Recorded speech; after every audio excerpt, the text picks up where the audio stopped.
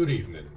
I am your bard, your storyteller, your curator of tales.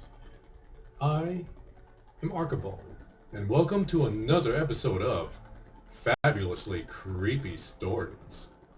Now, it has been an entire week without each other. Oh, the horror in itself. I'm glad to see you all. Welcome to the stream, Shaolin. I hope you have a delightful evening tonight. PR? Puerto Rico, I assume. You must tell me more about it later. After our delightful stories, assuming you can stand to chat. After the horrors you're going to witness tonight. Now, I would like to start with a very short tale. Now, this short story is from, Scoop Whoop.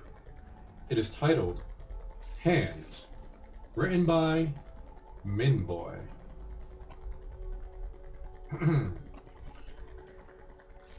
The doctor pulled the stethoscope. Excuse me. We already started and I begin to stumble already. This shows how terrified I am of the stories we're about to hear. The doctor pulled the stethoscope ear tips out and hung the device around his neck. Mr. Weatherby, all of the tests have come back negative. My examination shows nothing abnormal. Adam knew what was coming next. I'm not crazy, Doctor. I'm sorry, but there's no physical reason why you occasionally lose control of your hands. A psychologist can help. I don't need therapy. I need answers. They seem to have a life of their own. I can't hold a job. I'm under investigation for assault. I almost killed my neighbor. This can't go on. I'll try anything at this point. After 2 weeks on the medication, Adam saw no progress and grew increasingly depressed. He was convinced that despite what the doctor said, it was not a psychological problem. That night, a frustrated and angry Adam sat in a chair and drank bourbon. Drunk and hopeless, he stumbled to the garage and started a table saw, then slowly lowered his wrist toward the screaming blade. Detective Armstrong entered the garage where several uniformed officers stood over the blood-soaked body. So, what do we got? He asked, taking in the blood-splattered scene. This is a weird one, Detective. How so? Take a look at the body. He apparently chopped off his hands with the table saw and bled to death. Armstrong knelt down. And we can't find his hands anywhere. It seems that Adam just could never put a finger on what the problem was, could he? Well, I hope you liked that little sneak peek at the horrors we will witness tonight. I do have another short story I would like to read. This one is from Creepypasta, a favorite site we go to, assuming you could handle all those ads. And I believe this story would help out most of us if we ever caught ourselves in a horror movie type of situation. This story is called Survival Guide, written by... oh my, the author's name is not written here. Perhaps he should have taken advice from his own survival guide. We've all been there. You have just gone to a certain place, at a certain time on a certain date, done a special thing, and the thing you suspected would happen just always happens. Not to mention the fact that you've just seen whatever it was that lives in your mirror. Been told in detail how you're going to die, and the highly demonic and invincible thing you summoned is heading towards you. Also, your family are all dead. Your friends are all missing, and you've been framed by someone with access to your bedroom.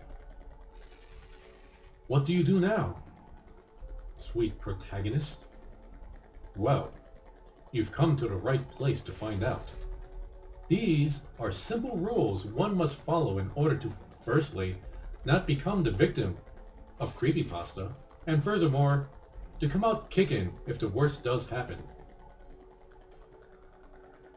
With the help of this guide, you too can be catatonic, traumatized, wrecked, as opposed to the guide currently being worn as a coat by some dude who roams the lot. Just keep these simple rules in mind. 1. Mirrors and darkness don't mix. 2. Actually, mirrors are a general no. In creepypasta world, there is nothing more sinister. 3. There is zero chance of survival if you look the thing that no one else can see or answered its question incorrectly. 4. If you are alone at night in a creepy mental institution, take some time to consider what you are doing there. Then, if it is appropriate to do so, leave. 5. Avoid going to places where everyone else who went there never came back and died inexplicably. 6. If someone stops your vehicle at night and asks you to come with you, it would probably be your best interest to politely decline. 7. Killing is the last method of survival. Use it sparingly, but without fear. 8. Whose phone is always a good thing to ponder. Also, who answers a phone while kissing a dead person's sexy daughter? A douche is who. 9. Get a simple .38 revolver. Load it with 2 silver bullets. If you really feel there is no chance to come alive out of a situation, take one shot at whatever's threatening you. If that doesn't work, you still have the last shot to become the hero within. 10. Area 51 is simply too well guarded to get in, or to let any alien out. 11. When going to a hotel, try to steer clear of unauthorized areas. If you couldn't resist but you saw a red thing, take some time to consider the price range and hotel standard on your next visit. Have you ever stayed at a haunted Hilton? 12. When booking your hotel stay, TripAdvisor can be an invaluable tool and deeming whether your choice is the scene of multiple murder / full of dead people / built at the mouth of hell. Local newspapers can also be helpful. 13. Invoking demons, speaking weird languages, and performing rituals of any kind is considered dangerous. Refrain from doing that, especially around abandoned warehouses, churches, psychiatric institutions, forests, and your house in front of a mirror at night. 14. When going to a new area, environmental understanding is the key to survival. Ask around for cursed places, legends, dangers, and other details. Listen to the local people's advice. And don't be afraid to ask if you're unsure of which attacks / disappearances are paranormal and which aren't. 15. Always have a Bible next to your bed. Provides average reading material, proof of beliefs, and a really heavy object to throw at enemies. 16. Don't count on holy water. Get a sturdy vial of sulfuric acid and let the priest consecrate it. 17. Japanese priests cleanse rooms by waving katana swords around. Their ritual is 100% effective on corporeal forms. 18. If you find 666 messages on your phone, mailbox, email, etc., consider changing the said service provider. Also, Don't bother listening / reading the messages. It's spam. Extra dimensional, possibly, but spam nonetheless. 19. Old pharmaceutical companies can't help you unless you specifically need blood of the innocent, snake oil, and radioactive syrup, which is never. 20. If you need to sign it in blood, you do not need to sign it. All mainstream governing bodies will accept contracts signed in ink. Bear this in mind if offered deals that seem too good to be true. 19. Lighthouses are dangerous. Avoid them at all costs. If you work at a lighthouse, consider a career in insurance sales or veterinary care. 22. There is simply no reason to listen to music that causes suicidal tendencies or to watch films that have had strange / disastrous consequences. 23. If you like to plan ahead and have some money, buy your auntie and uncle a house in Bel Air. Nothing can harm you there, no matter how scared your mother is. 24. Secret, secluded, untouched places in old buildings are left untouched for a reason. Pioneers never say die, but in fact, they do have an unusually high mortality rate. 25. Before you start swimming in the ice-cold waters of a murky lake at the center of the dark forest at midnight, ask yourself, do you really want to travel to an ancient and terrifying city?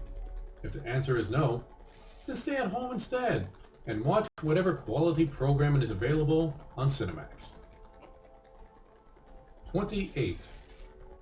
On your 33rd birthday, try celebrating in a well-lit house with the company of others. 27. Refrain from using the one true name for anything. There's probably a reason people gave it a nickname. 28. Watching TV static for long periods may be hazardous to your health. Try satellite TV to combat this problem. By the way, we are not sponsored by satellite TV. Just wanted to throw that out there. 29. Get a cat. Those furry little hairballs seem to perceive unnatural phenomenon better than us. And if desperate, simply throw it at whatever is about to get you. 30. Cemeteries are bad places, especially in foggy condition and on Halloween. 32. If you hear chanting, run until you are out of earshot. 33. If you are too old to play with dolls, you do not need to be anywhere near one of those creepy little things. 34. Legends can offer valuable insight of where not to go camping with friends. 35. When babysitting, ascertain the family's taste and preferences to avoid being killed by poorly selected statues. And finally, 36. Even if you are certain that running will not save you, it is always best to try. And those are the survival guide that seems to be working particularly well in creepypasta, if anybody would use it. And let's face it, you've heard our stories. Nobody does. Now, our next story is a bit of a long one, also from creepypasta. So I hope you are all quite comfortable where you are, and are ready to sit, drink, eat any snacks you have, and be terrified of our next tale. I will try to leave a short little break in the middle of the story, in case anybody needs to wander off to the creepy dark restroom. So, our tale for tonight is called Past All Hope, written by Benjamin Krause, and this story can also be found on Creepypasta. So let's begin. a tropical retreat in Cozumel full of sun bathing and scuba diving. Kayaking with the whales, or skydiving in Nova Scotia. Or how about the eerie and highly illegal trip into Paris catacombs, where Holsteads paid and fined eagerly without... where the Holsteads paid the fine eagerly without batting an eyelash, almost as if he had the check ready to go beforehand. None of the above. This year, the eccentric CEO of global gaming conglomerate, Leon Holstead, chose the coldest, darkest, and most desolate landscape imaginable for his leadership conference and team building seminar. Besides the locals, it was the same old thing. Two teams guided by Holstead with a series of lectures and dumb tasks. The only reason people came were to get in good with the boss and see the sights. Sights that would be woefully lacking this year. As always, it was all expense paid, but that didn't make Gretchen Knight feel any better about it. Nor, it seemed, did that seem to matter to most others forced to go on the outing to Alaska's Mount McKinley. McKinley was president just before Roosevelt, the good one, Harlan Rose lectured to himself, and those designated to Red Team, which consisted of Gretchen, Harlan, and 4 other poor fools. Blue Team had it easy, as they didn't have a know-it-all like Harlan to keep them company. He got shot by an Antichrist. Good thing, too, or we wouldn't have had old Teddy. You know, they should have named the mountain after Teddy, or William Seward. After all, it was Seward that bought it. For the love of God, Gretchen sighed as she laced her climbing boots, already longing for the high heels back at the hotel room. Just stop already. No one cares. The less you talk, the quicker these 3 days will go. Harlan ceased and peered down at the new global gaming conglomerate tablet in his hand. The GGC logo with the psychedelic colored palm tree next to it. Do you all think we'll have Wi-Fi signals up there? I've heard this thing reaches pretty far, but this seems a little extreme. Aren't you in the programming division? Gretchen holstered a large red pack onto her back. That should be a question you'd be able to answer yourself. I do games, not whatever this is. Harlan turned the tablet over several times. With any luck, Leanne Holstead interrupted them. That will run out of juice before the end of the second day. Come on, Harlan. It's all part of the team building experience. Put the technology away and embrace your natural instincts. Put trust in your fellow man. Harlan and Gretchen size each other up in a silent disgust. Now hurry, everyone, Holstead urged both the red and blue teams. Sunrise is only a few minutes away, and we will only have about 5 or 5.5 hours of it. Sounds like poor planning. Gretchen mumbled a little too loudly that she intended for the benefit of the fellow female director from Milwaukee. After several years of these annual get-togethers, Gretchen still couldn't remember her name. To Gretchen, it didn't matter. Milwaukee probably didn't remember her name either, and regardless, both of them got along fairly well. Nothing of the sort, Holstead corrected. Perfectly timed for the winter solstice. There is something to be said about the mountain in the nighttime, beauty and intrigue that one can't get from some yacht in Mexico. But Mexico doesn't have wolves, bears, and frostbite, Gretchen added.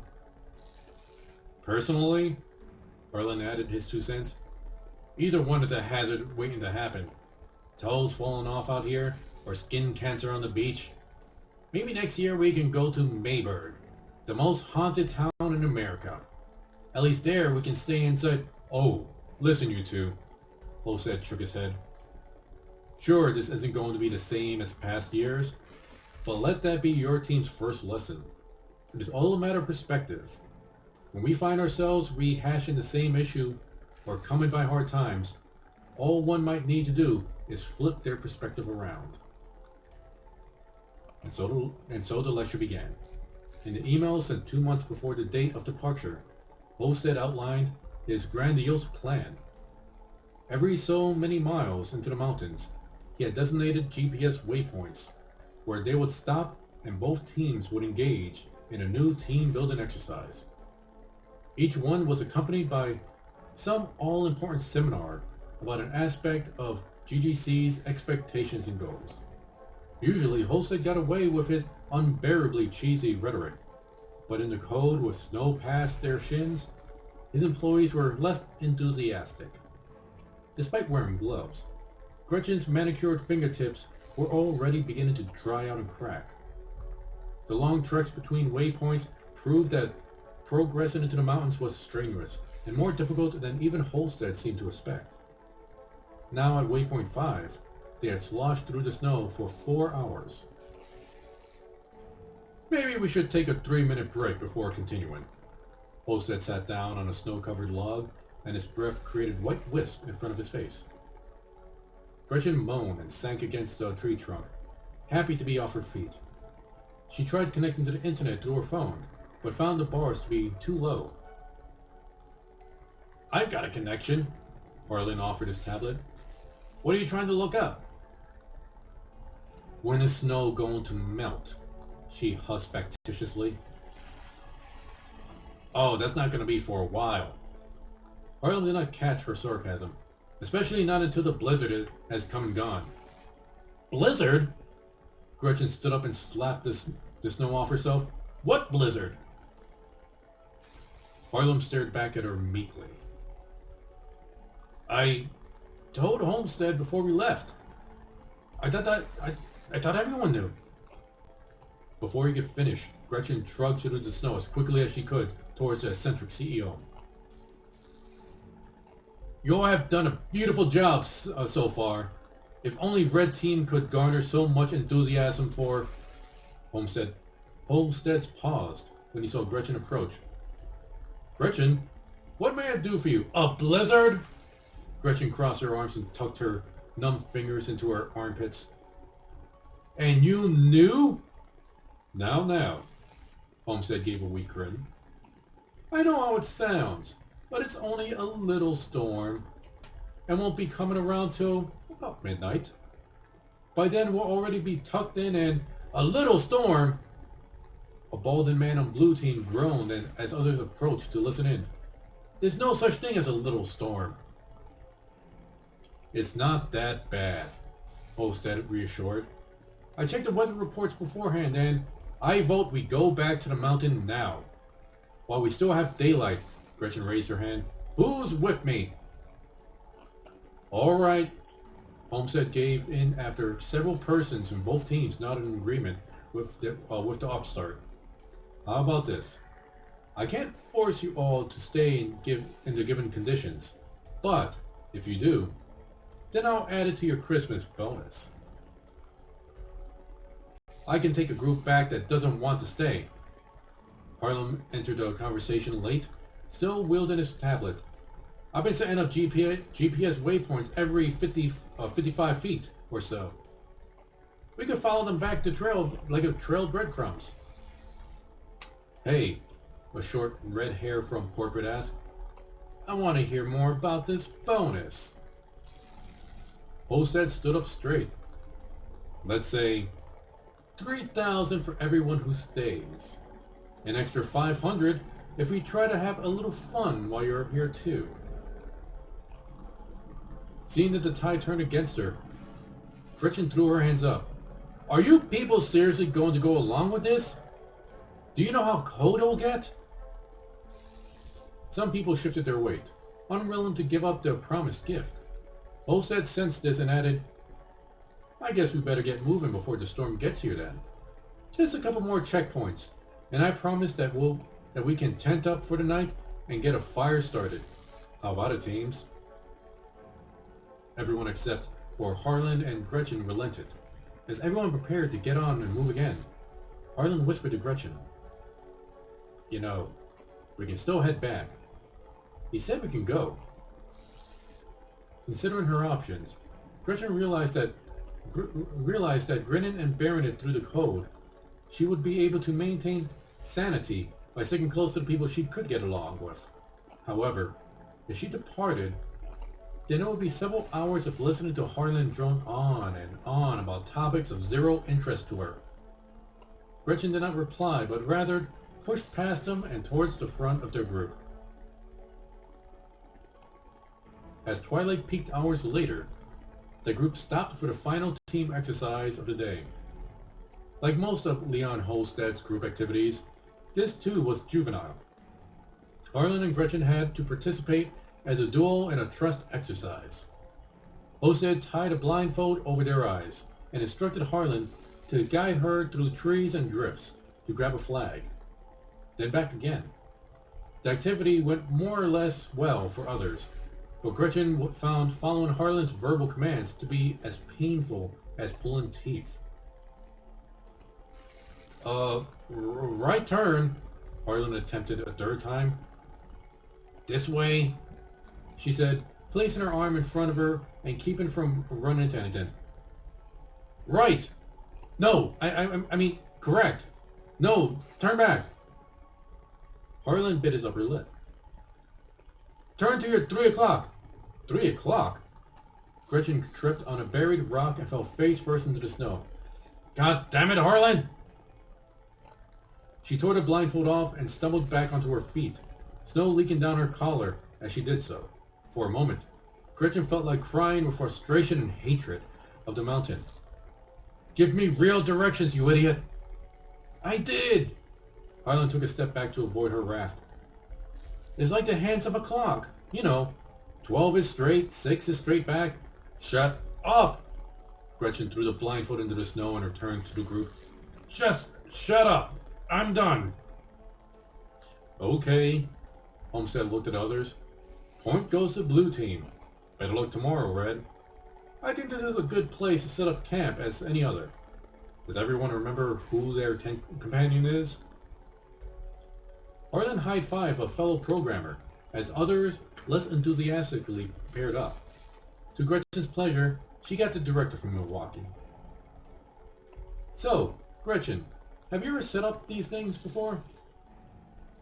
The theory was Milwaukee might not remember her name got thrown out the window. "Too long ago to matter," Gretchen replied. "Tab A into slot B?" "Something like that." Milwaukee shrugged and took her pack off with Gretchen. As her bulkmate took off her camping gear, Gretchen noticed a lace snowflake pinned just below Milwaukee's collar. "Is that standard issue now?"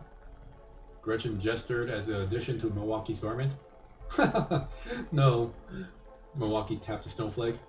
"My niece made that. Told me to wear it when I was going to play in the snow. Little kids and their innocence, right?" "Yeah, right." Gretchen let the conversation drop. Kids were not, and would never be, a subject matter she found worth pursuing in conversation. Both continued their banter as they took out their tent and camping materials, each woman longing to be wrapped up in a warm blanket again, far away from here. After several minutes of struggling with a red nose and chilled fingertips, Gretchen was no closer to achieving her dreams of warmth. She looked over her shoulder at the others and found Harlan and his companion already zipped up and completed their tent, jabbering about a new virtual reality game design. "Can you believe those two?" Gretchen grumbled to Milwaukee. "How can they pretend to be that this isn't one of the most miserable things that they've ever done?" "It helps when you have ADD." Milwaukee stomped a stake into the snow, nearly knocking herself off balance. "Is everyone done yet?" Holstead called out from where he started a campfire. "If you are, come gather round for a quick presentation, and we'll delve into another part of the good old-fashioned Americana." Milwaukee and Gretchen eyed the haphazardly constructed tent and shrugged. Fire meant warmth. The tent could wait till later. And now we're going to take a short little break if anybody needs to wander off into the restroom or get any more snacks or a drink. Ah, Chalin, thank you very much for the ice cream cone. It's very much appreciated, and it goes a long way for this channel. And I see you have also joined us tonight, Star King. Yes, the nightmares. Oh, the wonderful, fabulous nightmares. I cannot wait for all of us to have those pleasant dreams. Now, can you believe that we're already up to episode 8 of the Fabulously Creepy Reviews? And right now, the only quite horrifying thing is, that's Ghost right there.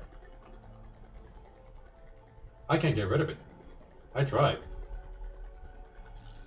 But, so far, it's not bothering anyone. So far.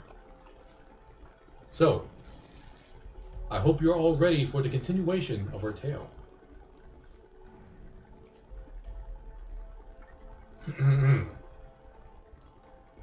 Let's continue. And that is why the mountain is so important. It is a metaphor for our journey as a company and the road to expansion and progression. Holstead concluded, sensing that some of the team already closing their eyes out of boredom. Okay then, this is a campsite, and this is a campfire. So how about we swap some spooky stories?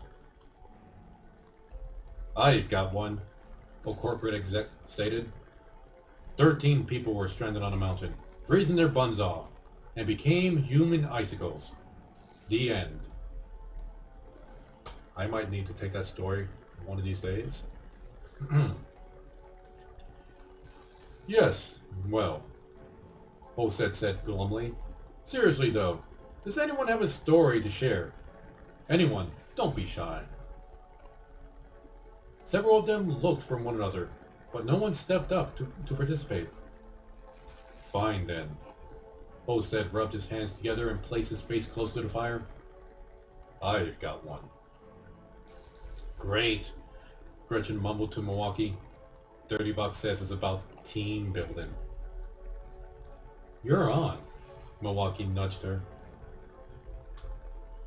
It's about the Wendigo, or Wendigo. Holstead's face appeared sinister in the flames. The what? Someone asked.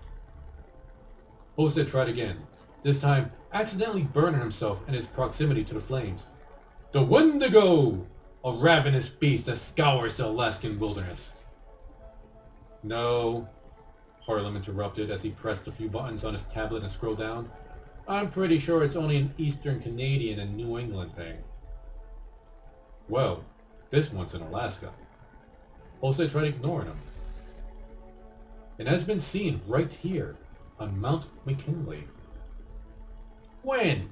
Harlem raised an eyebrow. I can't find anything on that. It doesn't matter when. Holstead did his best not to break character, but now he began to crack. It only matters that it happened. Right here, of all places. It doesn't matter, Harlem repeated. Of course it matters. How am I supposed to verify the story if I don't have any details? You're not supposed to verify it, Harlem. Holstead sighed and tossed his stick into the fire.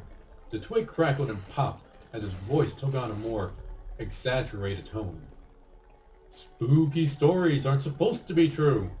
They're supposed to be fun. Oh. Harlem put his tablet down, then whispered to the person to his right. How is something that's supposed to be fun isn't true? Moving on. Holstead ignored Harlem and proceeded uninterrupted. The Wendigo was once a man, a gold prospector, who got lost with his team up in the mountains. For weeks, they tried shooting game or trying to find their way back to civilization, but to no avail. The storms were too thick, and the temperature was too cold for their triggers of the guns froze in place. All the men grew weak and weary, with no food to comfort them. After a month, their skin cooled against their bones, causing them to look like haggard skeletons. Gretchen leaned against the trunk of a tree and closed her eyes, less than amused at Holstead's attempt to frighten them. An idea stirred in the prospector's mind. Holstead tried his best to look menacing in the flames, but for the most part failed. Not all of them were going to survive, he surmised, so it was only a matter of luring one away to fill his belly. So, when the sun went down, the prospector led one of the men away from the others and down the ridge. He throttled the poor man and ate to his fill. A few days later, still no game. The prospector led others away, again, killing him in the night and eating him. It did not take long for the last two to see what was going on, but by then it was too late. "Idiots," Harlan whispered. "You know the story's contrived and the characters in it act like buffoons." But Holstead still continued. One by one, the prospector picked off their bones clean. Shortly thereafter, the snow began to thaw and the stream started to trickle. Birds and small animals returned, but the prospector could not stomach the taste of them anymore. One day, he looked into a newly melted stream and saw his reflection for the first time. What once was a man was now a misshapen creature with glowing yellow eyes, razor-like fingernails, and skin so taut that it looked like dried leather. Native Americans gave him a name: the Wendigo. "You mean a Wendigo?" Harlan prodded the campfire flames with a stick. "I mean, there isn't just one. Like I said before, it's an old legend from the East. So some dumb pioneer tale to warn against cannibalism." And there goes the punchline. Thanks again, Harlan. Homestead shook his head, then recomposed himself for the real conclusion of his story. And the Wendigo has eaten lost campers ever since. "I don't get it," Harlan interjected. "He was just a mortal, right? Why is he still living?" "I don't know. Magic?" Homestead shrugged. "It's just a story, Harlan. I made it up. It was just a campfire story. You know, for fun." "Oh, forget it. Alright, everyone. I guess you all want to get some sleep." Holstead hung his head and flicked some snow into the fire. "Though I strongly suggest better attitudes in the morning. This trip could be a lot of fun if you just give it a chance." Later that night, curled up in her sleeping bag, Gretchen dreamt of a continental breakfast in a hotel, whose heater was turned on all the way. It comforted her to know that the trip was almost half done. And then it was back home again. A part of her wanted to feel sorry for Holstead, but at the same time, it was him who made these bad plans to begin with. Wind ripped through the pine trees and the blizzard picked up the speed. More than a few times, Gretchen heard a branch snap and come tumbling to the ground far off. In their tent, she and Milwaukee were shielded from most of the wind's icy cold blast, despite the howling of wind. Sleep wasn't impossible to attain. Boom! Milwaukee and Gretchen sat bolt upright at the sound, like an explosion. Through howls of the wind, a rumbling sound approached. The closer the rumbling got, the more their tent shook violently from side to side. "What is that?" Milwaukee's face drained of all color. "I don't know." Gretchen listened intently as campers unzipped their tents and walked out. Tree limbs snapped near them. A pained shout rang out after a branch plummeted downward. "Oh God," someone said. "It landed on their tent!" "Quick!" Homestead's voice commanded through the storm. "Someone help me get this off of them!" "Should we go help them?" Milwaukee asked, crawling over to their own zipper door. Gretchen latched onto Milwaukee's wrist and kept her in place. "No! It's too dangerous!" The rumbling grew louder, and now came the distinctive sound of cracking timber. A scream uncleared their minds fully. "Avalanche!" Milwaukee's eyes widened and looked at Gretchen, but before any words could be said, their tent roof caved inward. Everything had happened so quickly that it was all blurred to Gretchen. 1 minute, Milwaukee returned to clutch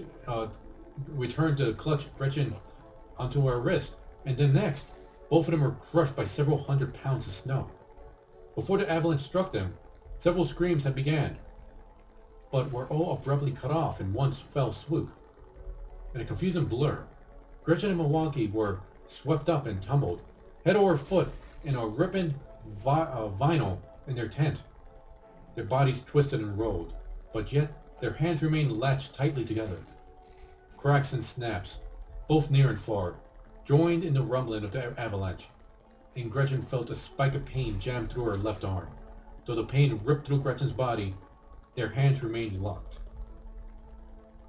In one of the violent rolls, the tent ripped apart completely. A heavy mass of snow and ice swarmed around them, cutting off their screams. Their descent down the slope slowed, but not until one more quick jerk that put Milwaukee just below Gretchen. Finally, the movement of the avalanche ceased, and the two women were left in iced, all-over silence. Snow covered Gretchen completely, compacted tightly about her body. She tried moving her legs and her arms, but found that she was so deeply buried that movement was impossible. Only her fingers were able to move, and then only the tiniest bit. Elsewhere, Milwaukee must have come to the same realization as a deepening fear set in both of them. They were buried alive. In a claustrophobic-ridden panic, Gretchen inhaled snow through her mouth and nostrils, trying desperately to get breath. The sheer cold against her face and body added to the pain of desperation. She tried screaming, but more ice and snow fell into her mouth. With the effort, Milwaukee flexed her fingers around Gretchen's hands multiple times, no doubt out of the same miserable hysteria that overtook her companion. No matter how desperate they tried, the snow would not allow them to budge from its freezing cold prison. Somewhere, over top of her, something scratched and crunched through the snow. Was someone coming to get her? Gretchen tried crying out again, but whoever tore into the frozen ground seemed not to notice. As suddenly as it came, the sound disappeared. Tears streamed from Gretchen's eyes as her struggle to breathe came to an end. Her breath grew shorter and shorter, until her lungs realized there was no more oxygen to take in. Gretchen's heart raced as her throat and air passage locked up. Eyes widened. Gretchen felt her body giving into the suffocation. Things grew calm as the panic subsided. Along with her will to fight, Gretchen's body grew weak. This was it. This was how the story ended. Milwaukee's grip loosened for the first time until her quivering fingers became perfectly still. The weight of the snow crushed on Gretchen's body, so she closed her eyes and waited for the inevitable. As she faded out of consciousness, a faint crunching came from above, followed by a relief of weight and pressure from over her head. There was another sound. Someone spoke to her, but with snow in her ears, Gretchen couldn't make out anything. Still, with her eyes shut, Gretchen felt like sleeping. Once upon a time, Gretchen knew she would fear death. But in the calm that followed her pain, she welcomed the peace. Her cheek stung, but it didn't faze her. Then, there was an extreme sharp pain shooting through Gretchen's left arm. She screamed and came to. Oh crap! I'm sorry. It was Harlan laying over her. His face all cut up and messed up with blood and scraps. I got to get you out, okay? Harlan? What happened? Gretchen's frozen eyes streamed cold, ice-cold tears. What happened? Her frantic screams made her cringe, but Harlan fought through his own pain to free her body from the snow. When he freed Gretchen up to her belly, Harlem bid her to take hold of his arm with her good hand. Once they gripped each other tight, Harlem crawled backwards, pulling her out of the rest of the way. When her legs came out of the snowdrift, Gretchen only had a few seconds to see the unmoving hand of Milwaukee before loose snow filled the gap. Gretchen flipped over onto her belly and dry heaved saliva and swallowed snow onto the ground, and then laid onto her side sobbing uncontrollably. Grimacing and panting through his own physical torture, Harlem crawled backwards to half-buried timber and rested against it. The stars above them continued to shine as if nothing had happened. Elsewhere in the universe, things continued on in peace.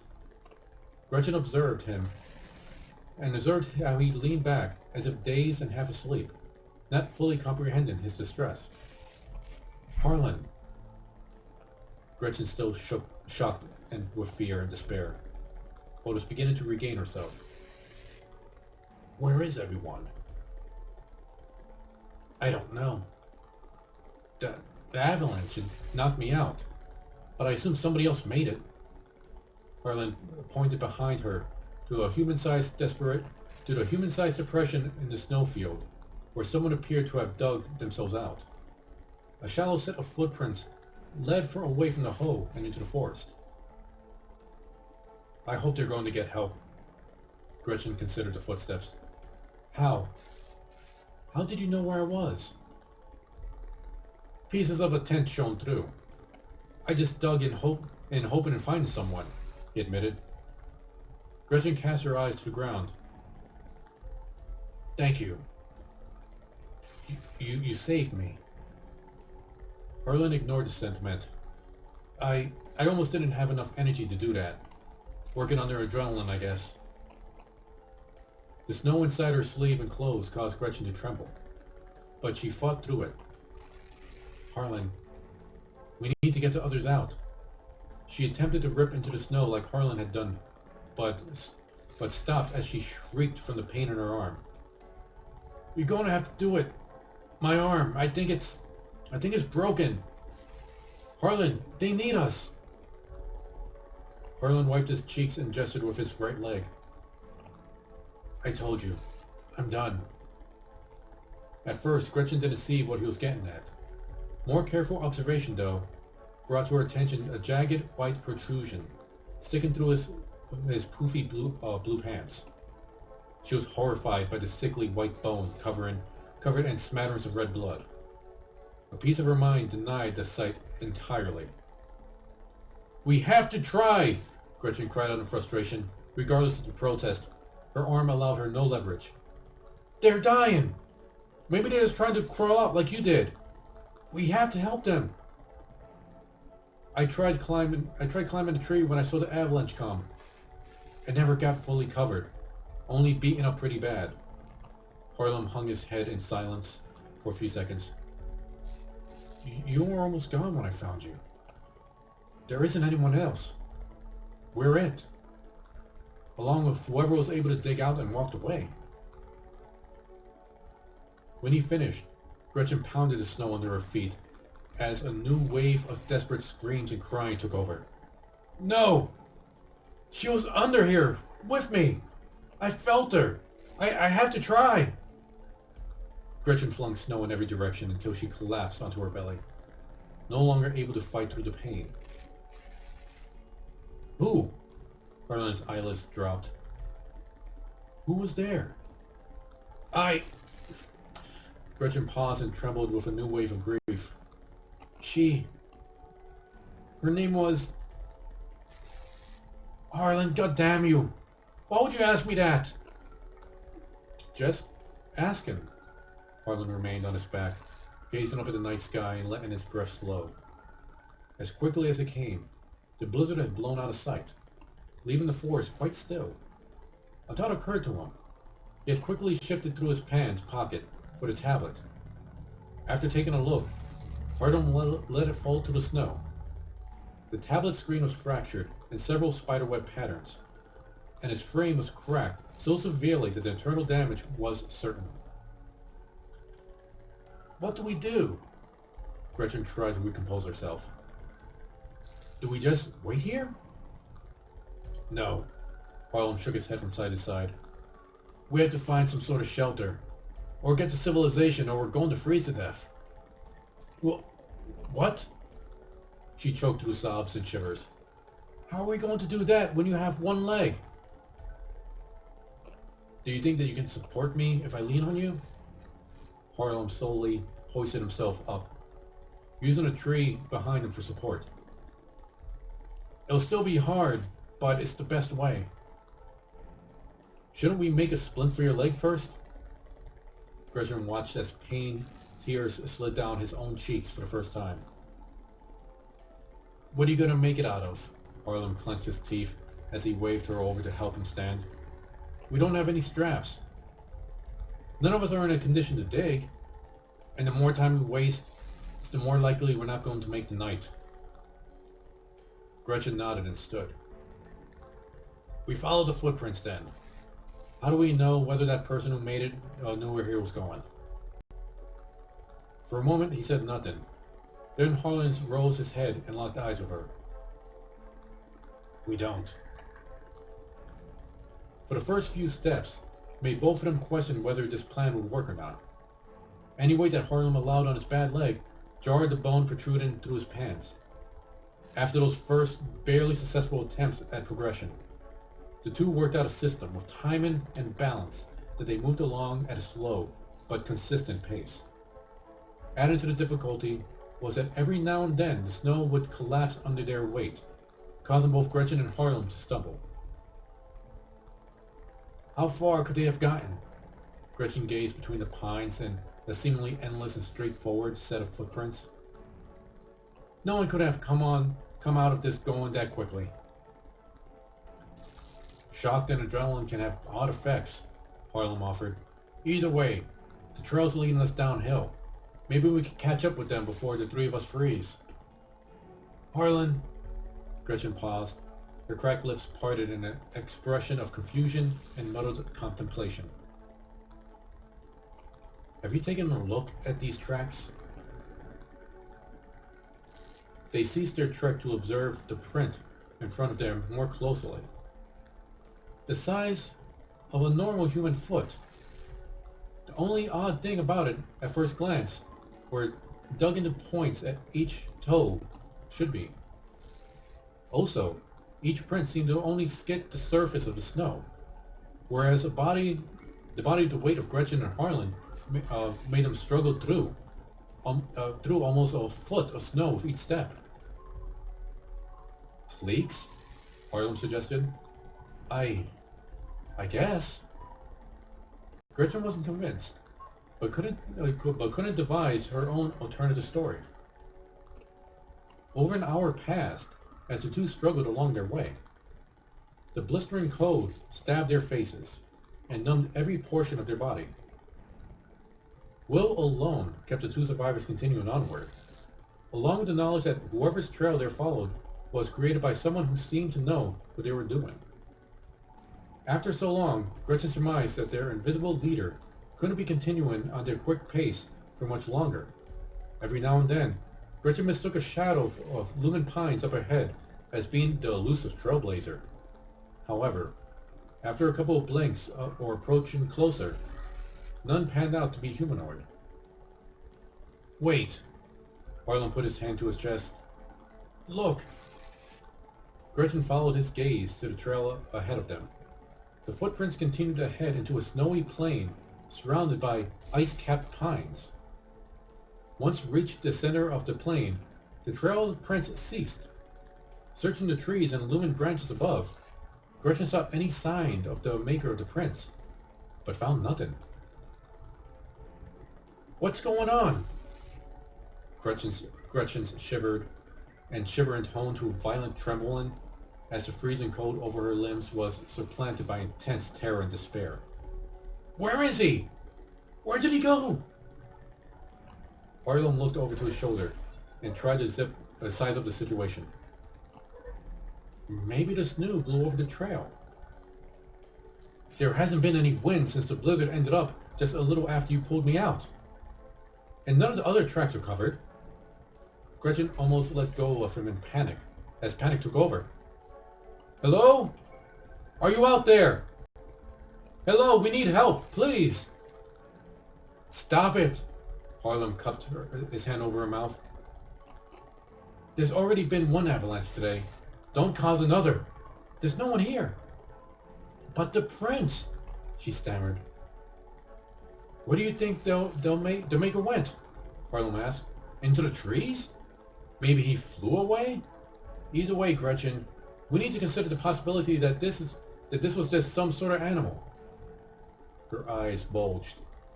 But you said I was wrong. It took a lot for him to admit as such, but at this point, he had run out of options. We should turn back. There's no shelter here. And maybe we could dig up something useful in the morning. Along with the dead bodies of our friends, Gretchen protested. Someone crawled out of the snow. I heard it. And we saw the evidence. He's here. He has to be here. Despite his pain, Harlem remained patient with her. Then point him out, Gretchen. Face it. There's no one here. He stopped in mid-sentence. The causation of his sentence did not go unnoticed, but neither did Gretchen. A sweet, peppery smell wafted into their nostrils. The scent of a meal in preparation. No one? She repeated. Come on! They have to be close! Taking him by the arm again for support, Gretchen led them over to the top of the hill, away from the strange footprints.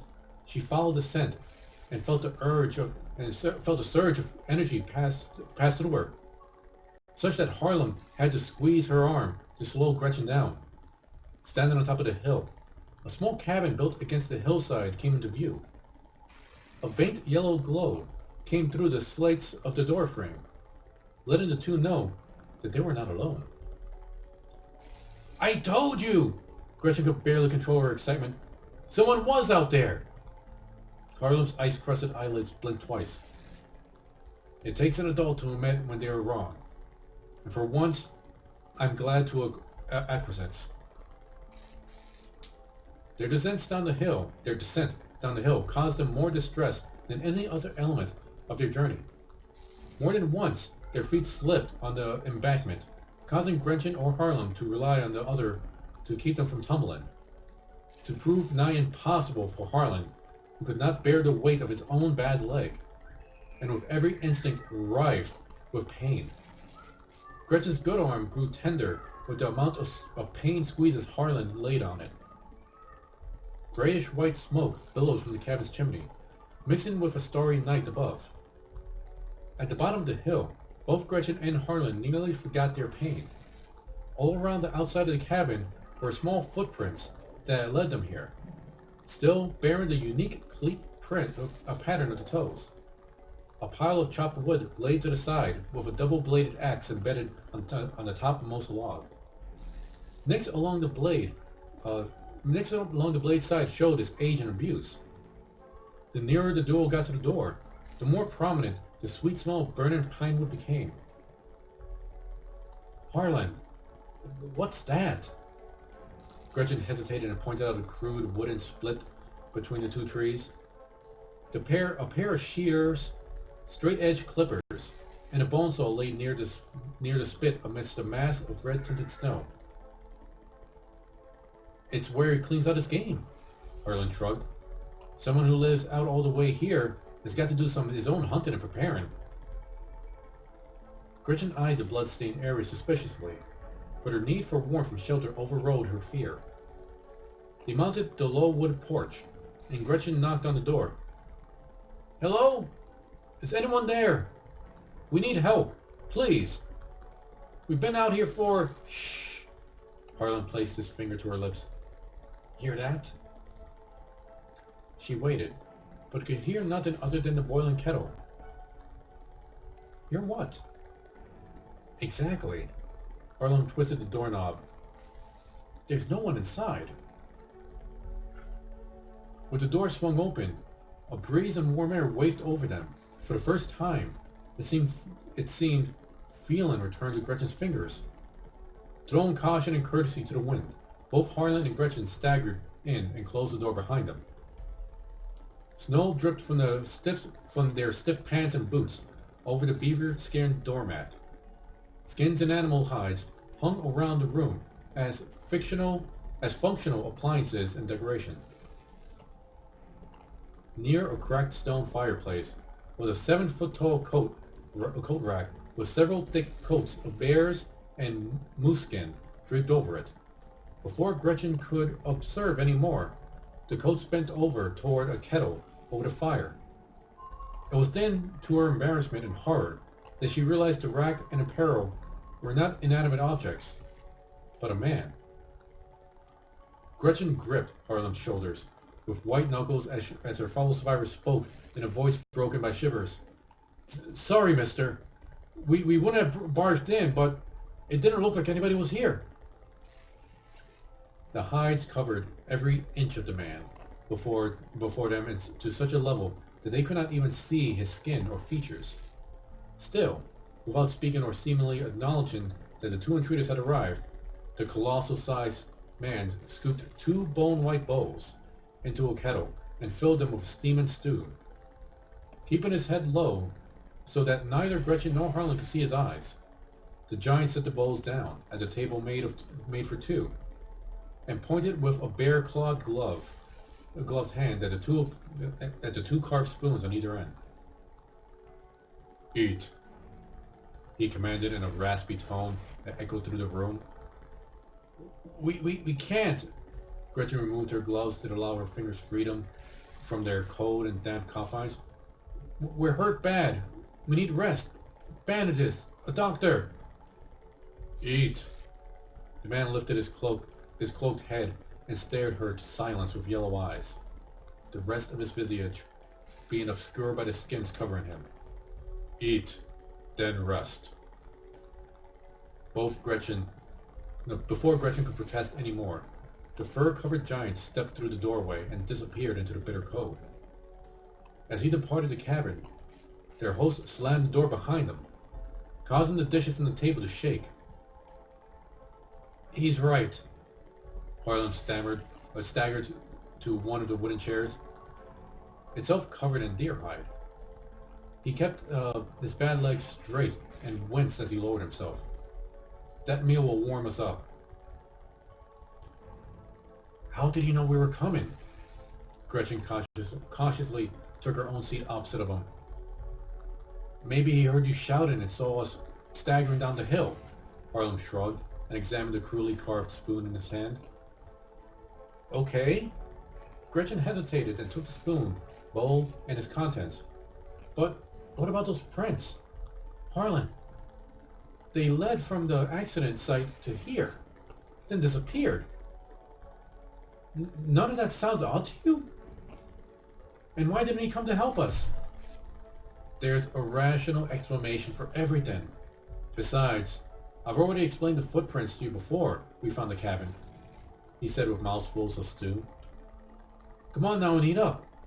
This stuff hits the spot." Gretchen took the spoon in her good hand and swirled the contents of the bowl. Strips of tender white meat climbed to the surface of the steaming, pasty white brown water. Though chicken noodles and broth were old children favorites, Gretchen couldn't stomach the thought of consuming anything. For the first time since they embarked on her journey through the forest, she had the ability to take in all that had occurred. Harlan stopped eating, and she began to cry. It surprised Gretchen that Harlan seemed to take this so well. Maybe the key to his success was the constant look in his eye that he might pass out at any moment. She held a whole new respect for the little man, as if it were her with a compound fracture. Gretchen may have just laid in the snow and allowed herself to freeze to death, yet somehow Harlan persevered. It was a testament to the human endurance. If only she could be as tough as he could appear to be. Harlan reached across the table and clasped her hand. "Maybe you're right. This food's taste is a little stale anyway. Harlan, she sobbed. What are we going to do? Your leg, and I think my arm is broke too. Only one way to know that for certain. Harlan provided his bad leg outward. Help me over to the fire and we'll have a look at it. She nodded, and, much as they had before, walked to the grizzly bear rug in front of the blazing fire. Harlan unbuttoned his coat and tossed it to the stool not too far away. Drenched all the way through, the heat from the fire helped offset the hypothermia and frostbite he knew were all too real concerns. Ow! Gretchen cried out as he tried to remove her coat. Here, Harlan offered, and assisted in taking the garment off of each arm. At this juncture, he paused before continuing. Okay, so in order for me to take a look, you need to roll up your sleeve or take off your shirt. Gretchen nodded and gestured for help to take the shirt off over her head. When it came to curling the shirt up off her left arm, she gritted her teeth and left a few more tears fall. The damage was worse than Harlan expected to see, creating a hesitated awe that did not go unnoticed. What's wrong? She asked, her chest beginning to heave with upcoming panic. Is it like yours? No, Harlan shook his head. You've got a massive bruise, from just a little left over your left spine to your elbow. Only a bruise? She sighed. That's not bad. Though he could have given a wordy description of the mass of black and purple on her backside, Harlan thought better of it. No, it's broke, and probably more than one bone too. Crap! Gretchen buried her head in the nook of her good arm. What am I supposed to do now? Well, Harlan tried looking at the jagged bone protruding from his own garment. It's only logical that we have to do our best to sleep until the master of the house returns. There's nothing more that we can do other than make sure our bodies get warm and nothing falls off. That can happen? She shot bolt upright. Take your boots and socks off, he suggested, so you don't have to find out. After helping to remove Harlan's boots and socks, Gretchen took two musty-smelling blankets from the bed that didn't seem to have been slept in for decades. When placing the blanket on him, she noticed Harlan wince and move his broken leg out of the way. We need to do something about that, she said, diverting her gaze to the exposed bone. Not right now, Harlan waved her off. We'll wait for our friend to return, then get our bearings first. Gretchen nodded and took a place at the opposite end of him. Laying down again, she felt the bruising on her backside that Harlan said was there. Unlike her arm, this was a dull throbbing that lessened once she was laying on her side. In normal circumstances, using the wood floor as a pillow would have been less than ideal. But after all they'd been through, Gretchen didn't notice. She found sleep nearly impossible to achieve. When pain wasn't keeping her awake, thoughts of nearly dying under the snow did. After a while, Gretchen heard Harlan begin to snore, with nothing but the firelight and the stillness of the cabin to keep company. Gretchen made closer observations of her surroundings. There was something not quite right about their present situation.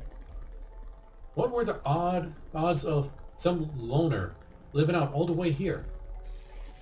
Then there were the tracks which led from the demolished campsite to here. What has the owner in the cabin been digging up? And if he knew that they were coming, why didn't he help them to the cabin in the first place? Then there was the question of where had he gone after they arrived? None of it made any sense. Added to her sense of discomfort was the dawning realization that almost everything in the house was made of some sort of animal part. It was like lying in one room house of horrors from another century. Or was it a house at all? With no windows, the cabin seemed more than a wooden prison. more than a wooden prison. The cabin itself looked barely lived in, with cobwebs and dust covering every surface. Straining her head around, just a little, Gretchen caught sight of the door they hadn't seen before. Even though it faced the hill from whence they came, she did not recall having seen an entrance to the door before that side. Before she could examine it further, Gretchen heard the front door creak open. Panic-stricken, Gretchen closed her eyes and pretended to sleep as the owner of the property entered.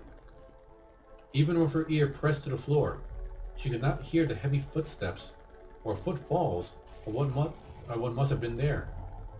It wasn't until she felt hot breath on her hairline that she realized the fur-covered entity had bent over just beside her. With every exertion of effort, Gretchen kept her breathing normal and continued to pretend. The straining worked, and she felt the breath disappear. Unable to tell where their host was now, Gretchen continued to keep her eyelids shut. Minutes later, pretending became reality, and she joined Harlan in sleep. "Gretchen, wake up!" A familiar voice prodded her foot. She bolted upright so quickly that Harlan thought something terrible was happening. Gretchen's lightning-like jolt jammed her broken arm into the brick of the fireplace, causing her to wince and tear up. Sunlight shone under the thin slit below the front door. She blinked several times and rubbed her eyes to see more clearly. "What was that all about?" Harlan gasped at her, owl-eyed. The fire burned bright with new logs added to it, a sight that their host must have come back and in the wee hours of the morning. The unmistakable aroma of evergreen from the burning pine wood logs mixed with the bacon still sizzling on the skillet where Gretchen considered how to answer. She thought back to the strange occurrence a few hours before. "Nothing. It's still riled up from yesterday, I guess." He nodded his understanding. "It could have been worse. There's still true stories about the rugby team that were in a plane crash in the mountains. They had to eat other dead friends to stay alive until they were rescued." Gretchen covered her mouth and held back another wrench. "Why would you mention that now? What's wrong with you?" "Sorry," Harlan shrugged. "I just hope that our friend will make a reappearance so that we can get our bearings." "About that," Gretchen began, but then noticed the food cooking in the fireplace in front of them. "Did you do that?" Harlan shook his head. "Our mystery host has cooked and disappeared again. Best not to get too burnt out, right? If this is going to be anything like last night, we won't be here in time to stop it from burning."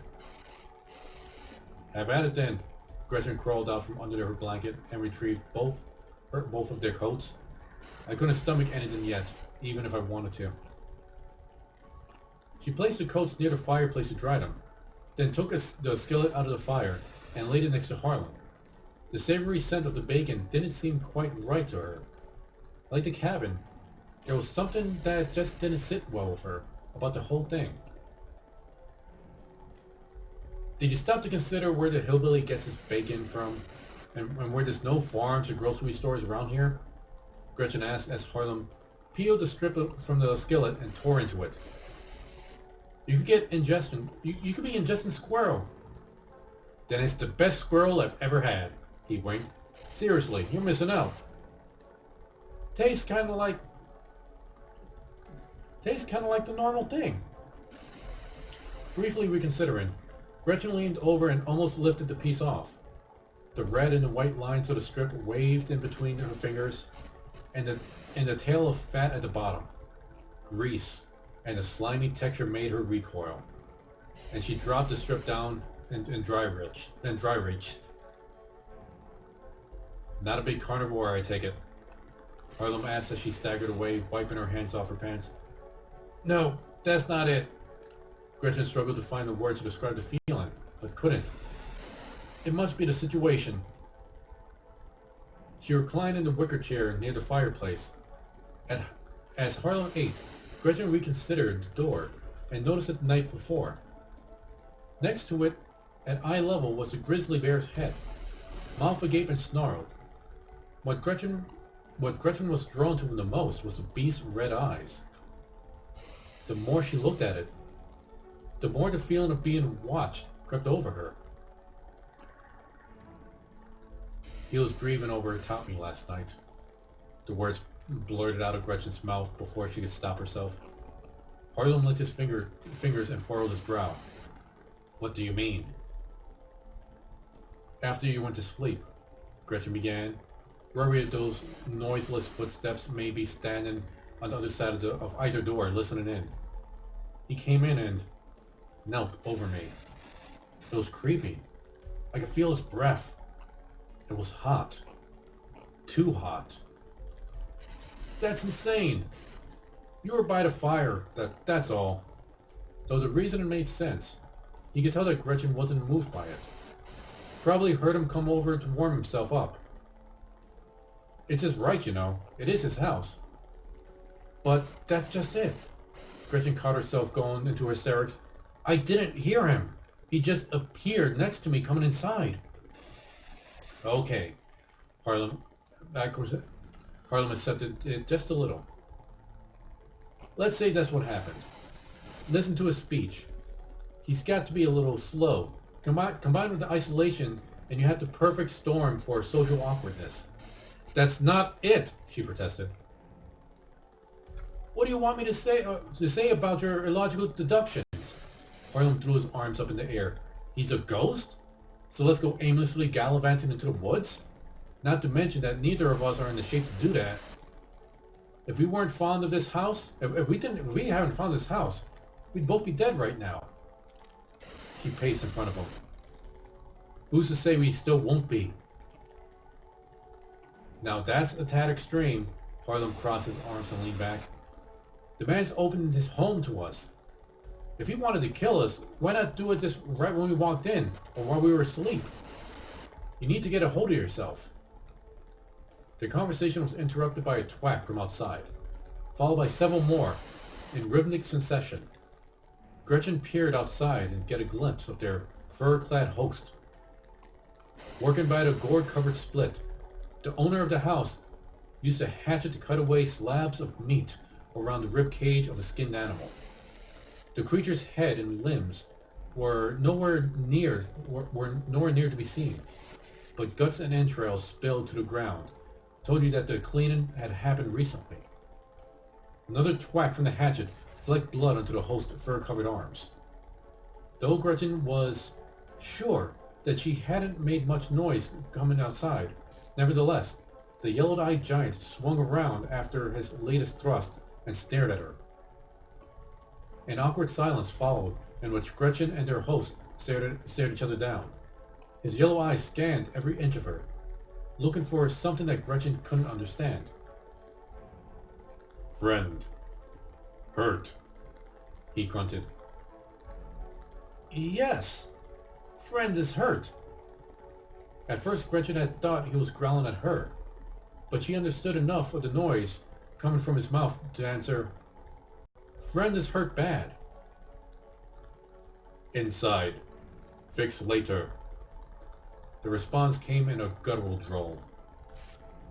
Well, we've been in there a while and we're hoping to find out. Inside. He repeated with another thwack at the carcass, this time cracking through the rib. Once behind the closed door again, Harlan noticed all the color drained from Gretchen's face. What's going on out there? It looks like he's cleaning up some sort of creature out on the spit. She shook her head. I don't like it. He's so strange. I don't feel safe here, Harlan. We need to go. Harlan raised his eyebrows. We need to go because you don't like him serving Bambi for dinner? Maybe it's like Host had said. You just need to change your perspective. Don't! Gretchen held out her hand to stop him. Just don't. It's too soon. He downcast his eyes. He's probably a hermit. Yeah, maybe he's not quite right in the head, but at least he's providing for us until we get back on our feet. You're too trusting, Harlan. At this juncture, we don't have a choice. Harlan shrugged. It's kind of like the Kobashi. The Kobashi moral. Either choice you make isn't a good one, so you just need to go along for the ride and roll with the punches. I'm not even going to pretend to know what you just said. Gretchen rolled her eyes and pointed at the door next to the snarling bear head. We should find out what's behind that. Why? He cautioned. Haven't you heard what happened to the cat? Besides, isn't there a fairy tale about that?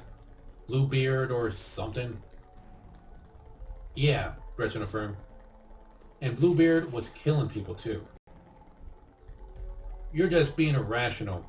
Harlan laid his bad leg on a chair. If you're so concerned about it, why don't you open it?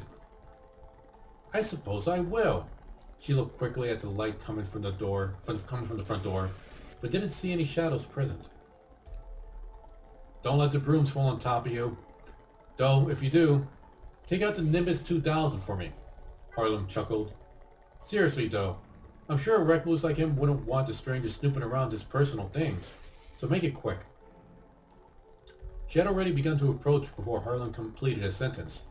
Silent warning signs flashed through her mind as Gretchen neared the door. Were they set off by the red marble eyes of the mountain bear head?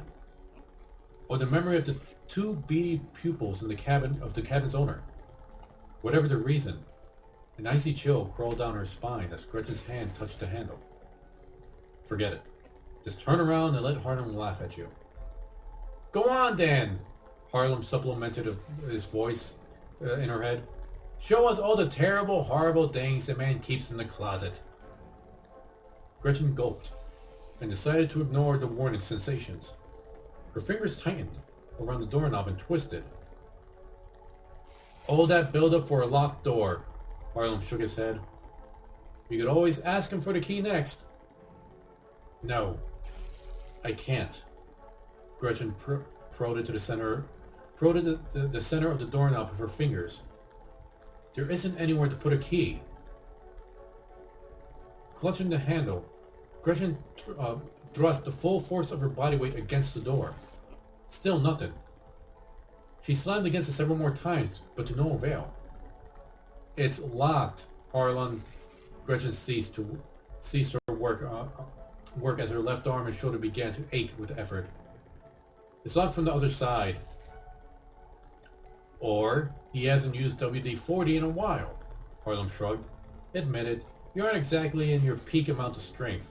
Besides, how could it be locked from the other side if there is no way in? I don't know. She began to say, but stopped in mid-thought. A smoky, burning smell overcame the both of them. Oh my, cooking again already? I can't wait. If he keeps it up, I'll never want to leave. Well, that is if it weren't for the lack of technology and civilization.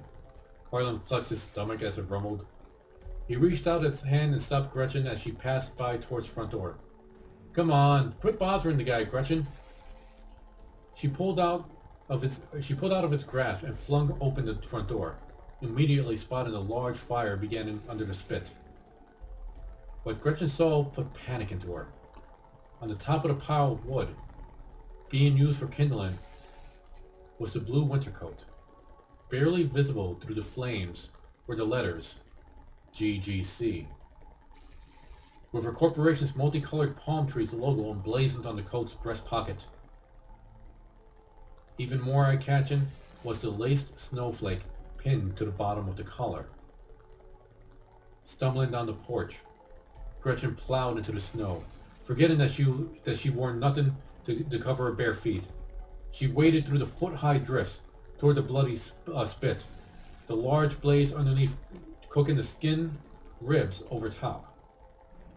Gretchen fell over onto her belly as her heels slipped over a buried log.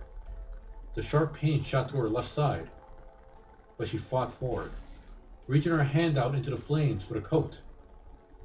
A heavy hand grabbed her wrist and dragged Gretchen backwards, away from the flames.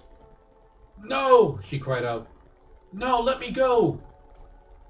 Gretchen kicked at the leather boots of the yellow-eyed stranger as she writhed like a fish on a hook, Finally, her wrist slipped free from his grasp, but cutting against something sharp as it pulled away. Ignoring the short burst of pain, Gretchen lunged out again for Milwaukee's coat, this time to be held back by her collar. "Why are you doing this?" she screamed. "Why are you burning her things?" "Gretchen!" Harlan had painfully hobbled to the front door. "What's going on?" Her assailant's hands held her firm as the coat blackened and turned to ash. Despite the freezing cold, Gretchen felt trickles of warmth down the side of her sleeve that initially broke free from her. But as she initially broke free from him, red drip painted snow from claw-like wounds from her wrist. "He's burning her coat!" Gretchen fell limp in her arms, no longer struggling. "He's been back to our site and is burning his things." "What's the meaning of this?" Harlan hopped out, squinting against the blinding white of the snowdrifts. The remnants of the coat could just barely be seen. "Where do you get that?" The big man rolled Gretchen over his lap and waded into the pile of cut logs. With his beady yellow eyes glaring at Harlan, he twisted the two-sided axe out of the lodge and pointed the finger at Harlan's junted out bone. "Hurt. Need help." "No," Harlan took a stand. "Where did you get that coat?" In just a few quick strides, the yellow-eyed giant was within inches of Harlan. Gretchen watched Harlan twist his head away from the man's scorching hot breath, and she felt the night that she felt from the night before. She also recalled the putrid smell that followed that warmth.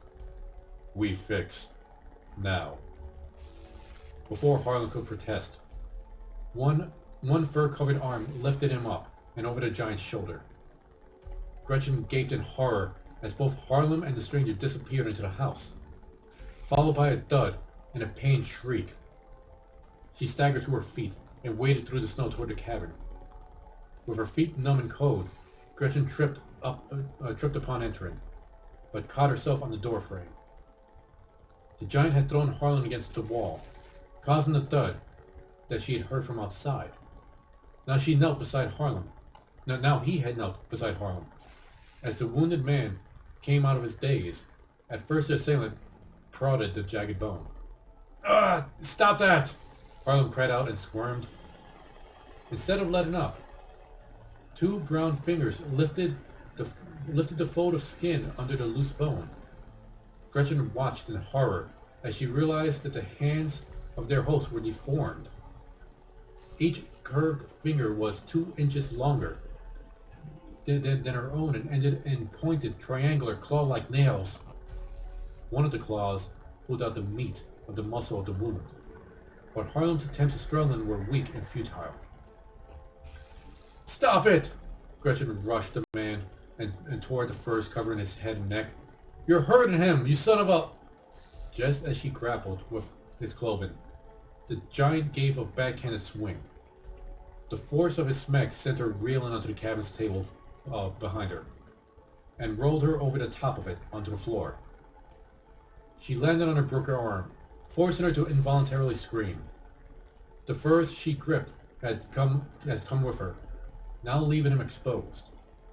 Yellow eyes bore into her as the beast stood up. His head was bare, bald, with dry skin clutching at his skull. Each ear tapered upward and curved pointed following the roundness of his hand. But most strikingly were the sunken eyes and the 2 gaping slits where the nose of a nose used to be. Gretchen's eyes grew wide, and she let out an ear-piercing scream. "Leave her alone!" Harlan wheezed. "You ugly piece of—" The beast turned from Gretchen and in a quick, fluid-like gesture, and something whizzed through the air over his head. A loud, squishy thwack cut through the room. For a moment, Harlan's lips curled and tried to form words as his jaw quivered. Both bulging eyes were still glued to the beast in his furred clothes. Slowly, Harlem's gaze traced down his shoulders, the shoulders of the beast, to its arms, to its hands, and then to the wooden handle clutched between them. From her position, on the opposite side of the room, Gretchen couldn't see what had happened. Only Harlan's reaction and his eyes widened in silent terror. I can't feel my... Harlan ceased speaking and emitted a horrified series of prolonged shrieks. Rinsing against the sound, Gretchen covered her ears helplessly. The beast reached down to where the axe blade had embedded and lifted up Harlan's boot, where the rest of his detached leg came with the boot. Gretchen's eyes rolled back in her head, and she passed out. When Gretchen came to, she couldn't tell how much time had elapsed. No more sunlight came in from under the door. But in this point of the country, that could have not meant much, as that could have meant as much as 2 hours or 6 hours. Harlan still laid against the same wall as before, but now with his head slung to the side, apparently also having collapsed into unconsciousness. Gretchen tried moving her arms, but found that her wrists were tied behind her backside. A throbbing ache from the broken arm caused the onset of migraine, compounded by the fact that she could do nothing to stop it. Oddly though, her legs were unbound, allowing Gretchen some mobility. Set on the table was a plate stacked with cooked ribs. A light brown gel, probably honey, was lathered over them. Gretchen's stomach rumbled at the thought of food, but with the pain in her left arm and her shoulder, she couldn't will herself to an appetite. Gazing about the room, Gretchen came by the sight of something that almost made her faint again. A bare, severed leg roasting over the fire. Gretchen pulled and twisted at her restraints, but couldn't remove it. Harlan! Harlan, wake up! Please, wake up! Harlan slowly stirred. His face was deathly pale, and it was clear that he was still in a state of shock. Thank God! Gretchen sighed upon realizing he was alive. I thought you were dead. I don't think you're far off, Harlan mumbled and looked down at the floor. Gretchen bent down and looked underneath the table, and nearly cried out.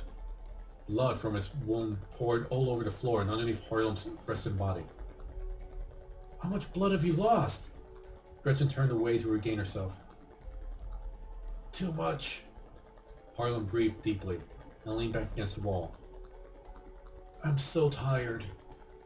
No, she chastised, keeping her voice low in case the creature was around. Don't you dare, damn it. Keep talking to me, Harlan.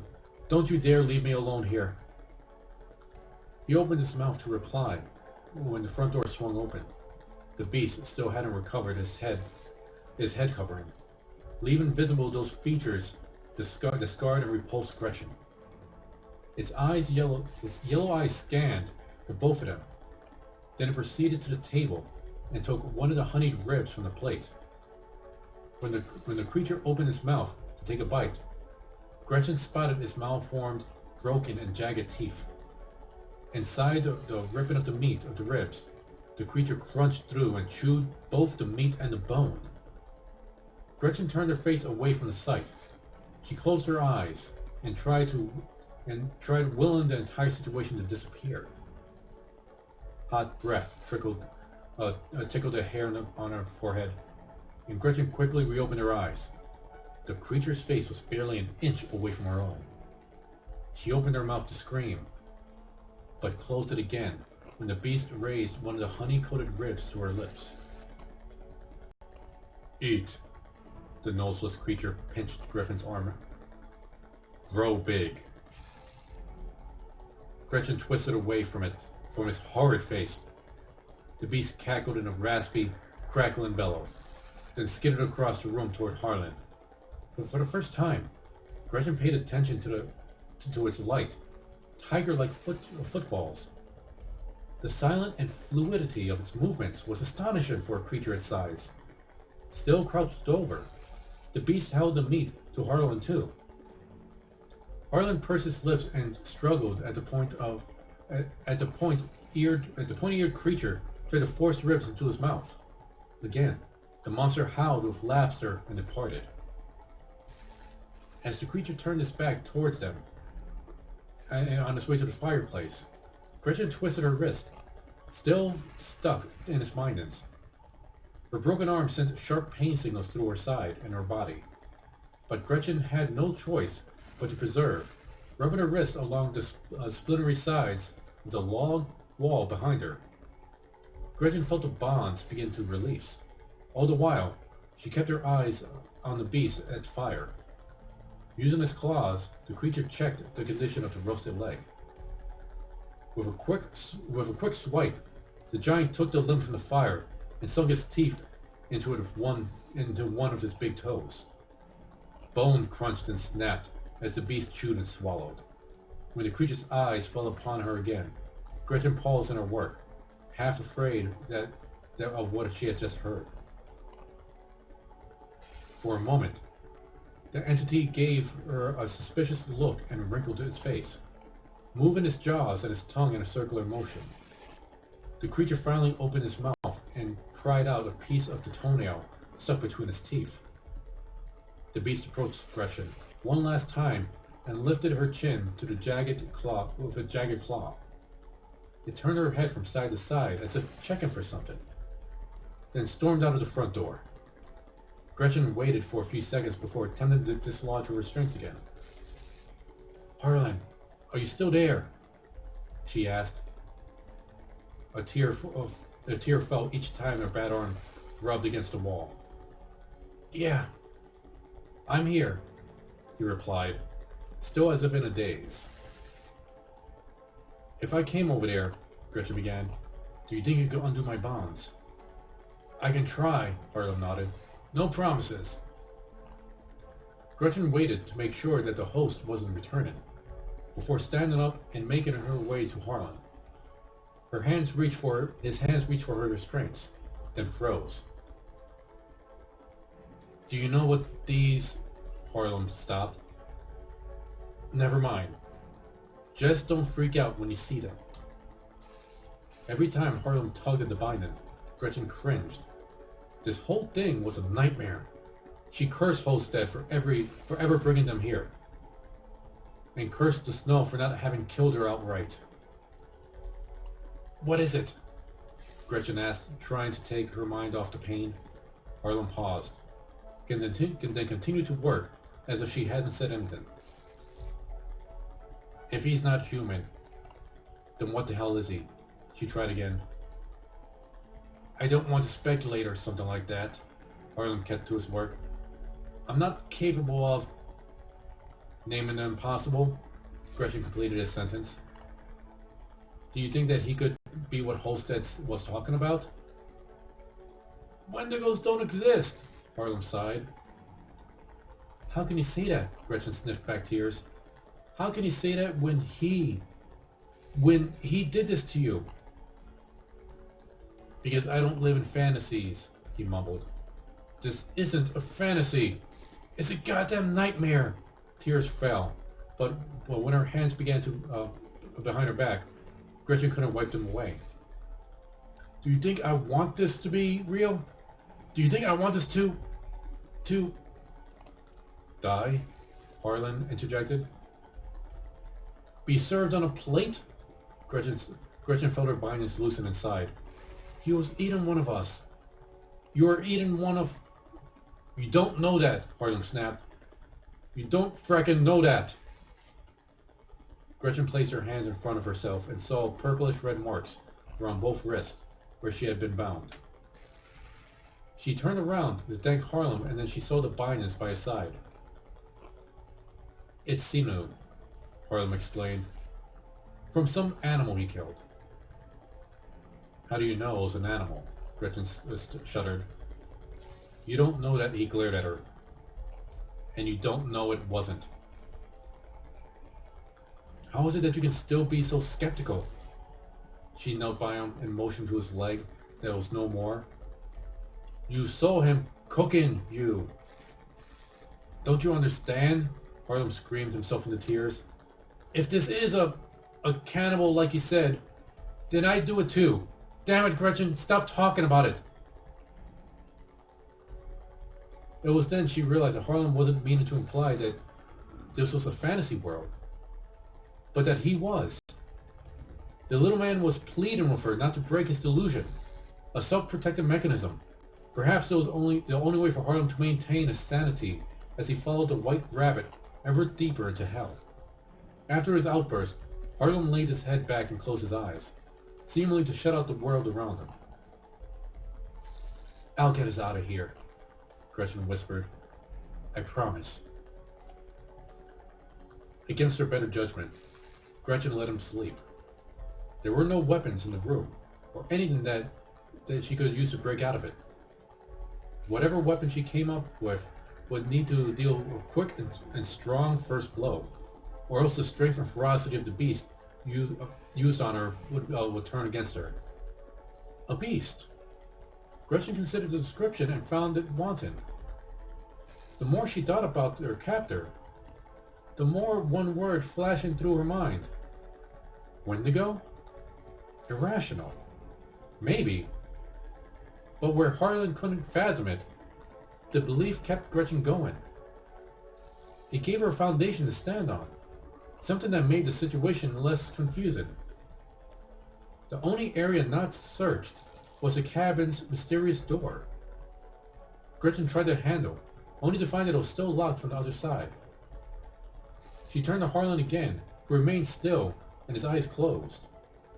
For the first time, another thought crossed her mind. She could run. Yes. That meant leaving Harlan behind, but maybe she could make it to civilization before freezing to death. It was a shot in the dark, but it might work. But what about the Wendigo? Snow left trails, and the Wendigo already proved that it could traverse the frozen fields with ease. Leaving would only hasten her demise. No.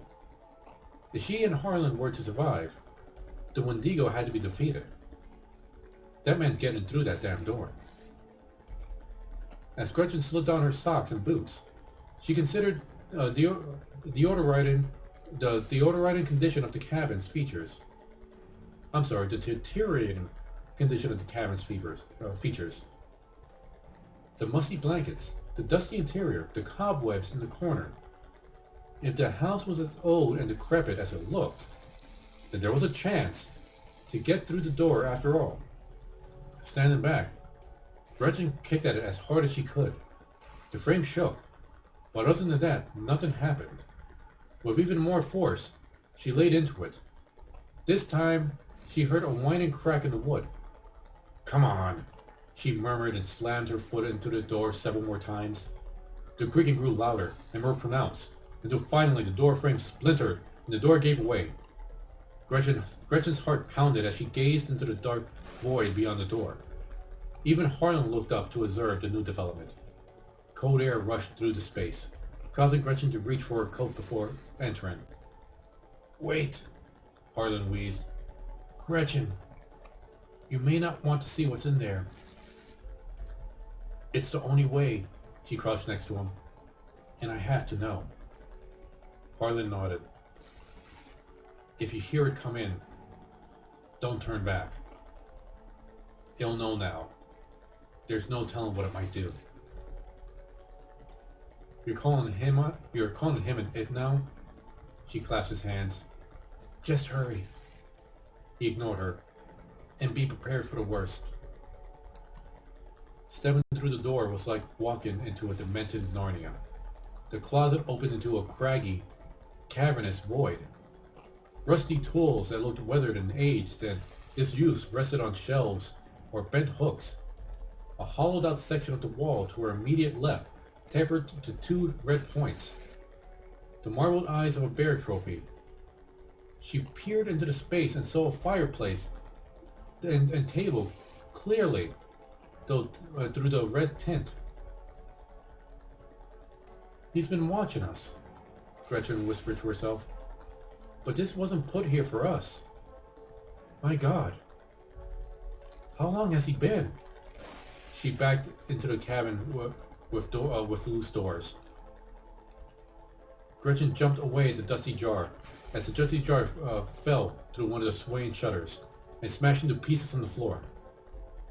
Bending down, Gretchen took a handful of its contents and held it up. Teeth. 20 human molars in it, in her one hand alone, with over 100 others strewn amongst the mess. Gretchen chucked them away and listened to them clatter on the floor and walls. Gazing back to the swaying doors of the cavern, she spotted less than 20 other jars, each filled with the same macabre trophies. Gretchen collapsed onto a rusty hammer, which seemed to not have moved from its place on the shelf for decades. Making her way through, her boots no longer thudded onto the wood, but dirt and rock. The secret to the inner locked door was now revealed. No one was supposed to access this space from the inside the cabin, but the outside as it opened into a cavern that went under the hill beside the dwelling. A few more steps further, and her boots stepped onto the surface that cracked and popped. Even though her mind did not want her to go in any deeper, Gretchen knelt down and grabbed the new floor covering. It did not take long for her to recognize the object in her hand. A human femur. She shuffled her feet and found that from here on, out into the entire bottom of the cavern, was littered with human bones haphazardly strewn about. Her eyes slowly adjusted to the darkness, and other things came into focus. A crude stone tablet with bloodstains and white scars appeared straight ahead. Beside it was what appeared to be an old trough for livestock, filled with all sorts of odds and ends from throughout the ages. She shifted through the collection of objects, which included a ranger badge, driver's license, credit cards, wedding rings, glasses, coins, and anything that couldn't be burnt like zippers and buttons. Gretchen claimed every usable cigarette lighter that she could find to keep warm, a switchblade to herself, leaving the hammer behind. It took 4 attempts to get out the lighter's flame to catch, but once it did, a whole new field of vision came to her. Gretchen almost dropped the lighter again as she made to scream. She clasped her hand to her mouth to stifle a little bit of it that did come out. Human skin hung stretched out like drying garments, clipped on clotheslines on both sides of the cavern for as far as she can see. The likeness of the persons to whom they used to belong to were no longer recognizable, as the heads were all missing. One, a male, still bore a tattoo along his right arm. The skins of woven garments of the woman gave Gretchen the most pause, as even the skin of the breast was left behind, although the muscle and the insides were no more. If she failed in her escape, or to destroy the creature, this would be her fate. To exist on a wall of decoration in the lair of an inhuman monster. Shaken violently, Gretchen proceeded still further into the tunnel and rose on an incline. She tried her best to ignore what covered the walls, and kept her gaze straight ahead. A sinking feeling told her to turn back towards the cavern. But her legs kept walking forward. Her boot lost its footing on the vertebrae, sending Gretchen tumbling down. She caught herself on another table, and immediately backed away from it as her hand fell on some wet stickiness. Gretchen rubbed her fingers together, realizing that the substance was now stuck to her finger. Flicking the light back on, she gaped in horror as tears streamed down her cheeks. Her palm and fingers were covered in blood from crimson-soaked table. A variety of several heads rested on there with their eyes and teeth removed. One of them she recognized, matted with blood. Milwaukee's brunette hair clung to the side of her face.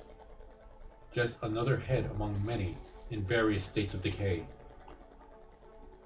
She screamed and shrieked. The shriek was unmistakably, but there was another shriek. Unmistakably Harlan's. Gretchen's warning warning that the beast, the Wendigo, had returned. Her heart raced in panic. Panic just flooded her body. Upon entering, the creature would realize that she had departed down into his lair of this macabre madness. What would happen then? Would the beast immediately rip her open and feast on her insides? Or would it sever off her legs to keep her a while, like Harlan? She had to think fast, but the alternatives would certainly end here, hanging in the cave. Despite the light-footed steps of the Wendigo, the scattered teeth of the broken glass at the entrance of the tunnel betrayed its approach. Gretchen only had a few seconds now, before it would see her. She looked around for a place to hide, but the only area immediately around her was a gore-covered table with severed heads. Gretchen got down onto her hands and knees and scooted herself under its fixture, keeping a lookout through the small crack on the poorly constructed table panel on her left side. Approaching from the darkness, two small yellow-orbed eyes appeared, seemingly unattached to anything. The orbs floated in midair until the black outline of its body came into view. Gretchen pulled away from the crack, fearing that the Wendigo's yellow eyes would see her. Instead, the Wendigo appeared to be following the sound of Gretchen's rapid thumping heart pounding inside her chest. Gretchen covered her nose to hush her breathing and tried to take a calm and collected breath to still the panic setting in. "He hasn't found me yet," Gretchen said within the confines of her mind. "Just remember, he hasn't found me yet." The Wendigo approached within inches of her hiding place and halted. From under the table, Gretchen could see the beast no longer wore the leather boots, and instead walked upon bare feet. What Halen and Gretchen once foolishly mistook for cleats were carved daggers on each malformed and twisted toe. Even the rest of the beast's feet were mutilated, and the foot began to be in a slim sliver in the minutest of the human equivalent, and the thin heel just above the pronounced ball for an ankle. The beast turned toward the table and sniffed the air and snorted noises. Gretchen heard one clawed hand remove one of the heads from the table, followed by another snort and sniff. "Oh my God!" the voice in Gretchen's mind quivered. "He smells me." And the Wendigo lifted yet another head. Gretchen frantically sought an alternative method of escape. Clutching the switchblade in her hand, she clicked the blade out and stabbed the Wendigo's heel before he could react. The blade sunk deep into the tendon, causing a gaping wound that made the creature utter an horrific, echoing howl unlike anything else heard on this planet. Taking the opportunity, Gretchen shrieked and sank the blade into the tendon of the second heel, spilling even more blood over the white bone-covered floor. Gretchen clambered out from under the table as the Wendigo fell backwards, shrieking angrily in a series of snarls and gnashing its teeth amid a cacophony of sound in the narrow cavern. With the beast blocking her retreat back to the cavern, Gretchen had nothing to do but run forward blindly. The cigarette lighters jangled through her hand and pockets as she sprinted with it in her hands, out to keep it out of her way from the walls. Finally, with the Wendigo's pain howls behind her, Gretchen came around the bend, leading to a scene of sparkling snow and ice. Without looking back, Gretchen dashed towards a cave opening and halted to catch her breath. Gazing about, Gretchen recognized the clearing that had led she and Harlan to the Wendigo's dwelling. Sure enough, the staggered trail from the footprints still exists, undisturbed in the snow leading to the embankment. Smoke billowing from the chimney, still out of sight. "Harlan," Gretchen thought out loud, then gazed into the tunnel. With the Wendigo wounded, it may take it a while to catch up to her. Maybe, just maybe, there was enough time to retrieve the cripple and make it for a run. Ignoring the pain on her left arm, Gretchen almost fell several times as she slid down the hill toward the cavern. Upon their approach, she spotted a new body strung up on a split. Its head and limbs were still attached with skin, though in a frozen posture of death. Gretchen recognized the body of Leon Holstead almost immediately. She batted the image from her mind and thrust open the cabin door. The interior looked as if some large animal had barreled through. Both chairs and the table were shattered and splintered across, with several other articles strewn about the house. Harlan laid in the middle, atop the remains of a chair, crumpled in a bloody heap. Serrated lacerations in his arm and torso extruded blood in slow spilling, but concerning amounts. Taking Harlan by the shoulders, Gretchen lifted him up out of his bloody mess and crouched with him on the floor. His bloody hand gripped her as he struggled forward to find the words. Put up a fight, didn't I? Tore him a new one. Gretchen batted a tear away. Come on, we have to go. He shook his head. I think my luck's run out. I've got, what, a few minutes? Harlan. She placed both hands on either side of his cheeks to force him to look up at her. You have to try. The things I saw. You don't want to end up like that. Where is he now? Harlan blinked his eyes in his delirium. In the... Gretchen began to respond when they heard a shuffle enter into the wood floor of the closet. 4 carved daggers grappled the shattered door frame, causing Gretchen's heart to skip a beat. Barely able to stand, the Wendigo rolled around the corner, his glowing eyes narrowed in an angry and predatory glare. You... Gretchen laid Harlan's head down on the floor and stood up, switchblade in hand. You monster! The Wendigo grinned and cackled, baring its jagged and broken teeth, as the beast took another step took 2 steps out of the shadows. Gretchen saw the double-bladed axe it used for support. The pale expression that passed over her must have shown, as the beast's laughter grew in volume. Seeing Harlan struggling on the floor, and knowing that the imminent certainty of her own demise, Gretchen felt fear and despair leave her. Something else took their place. Determined survival. Gretchen removed one of the lighters from her pocket and jammed the switchblade into the underside of his base, twisted the knife, and created a small opening as the Wendigo came forward, mouth open in a savage display of ferocity. Before the beast could wrap his claws around her, Gretchen took a step backwards and flung the lighter's fluids into the creature's chin and fur coat. Smelling the substance on itself, the Wendigo flinched to renewed its attack. Dropping his axe by its bleeding feet, the Wendigo wrapped his claws around Gretchen in time for her to have opened the body up of another lighter. The hands of the creature felt like dried leather against her neck and shoulder. Unable to raise the lighter while the Wendigo had her arm pinned, Gretchen felt herself get lifted off the ground.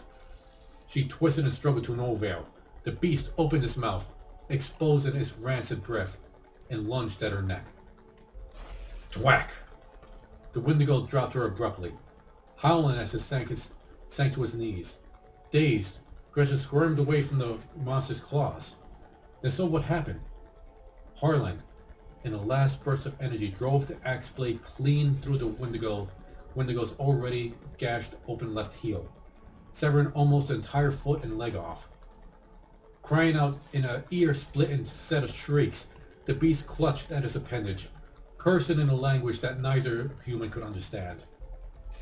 Taking her opportunity, Gretchen struggled to her feet and closed the distance between her and the creature. Ruined lighter in hand, she turned it upside down and spilled a little bit of the fluid into its mouth. The creature spat and swung its arms savagely, raking Gretchen across her belly, sending droplets of blood onto the floor. Clutching the fresh wound, she removed the Zippo lighter and flicked the orange flame on. The Wendigo grappled at his ankle and forced Gretchen to the ground, where it pounced onto her chest. Taking her by the neck, the Wendigo applied pressure, drawing blood and letting the red goose seep between his claws. How about, Gretchen gagged and choked, a light? She rose to open flame to the Wendigo's chest, and a sudden torrent of spilled lighter fluid ignited.